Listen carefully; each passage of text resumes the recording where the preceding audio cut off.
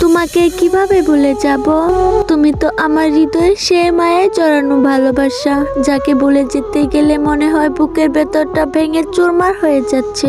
পৃথিবীর কোনো দুঃখ আমাকে এতটা ভেঙে দেয়নি যতটা দেয় তোমাকে হারানোর নীরব যন্ত্রণা।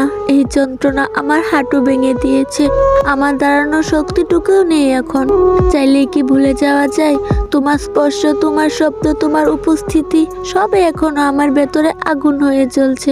আমার কাছে পৃথিবীর সবচেয়ে কঠিন কাজ হচ্ছে তোমাকে ভুলে যাওয়া, আর সবচেয়ে সহজ কাজ হচ্ছে তোমাকে মনে করা।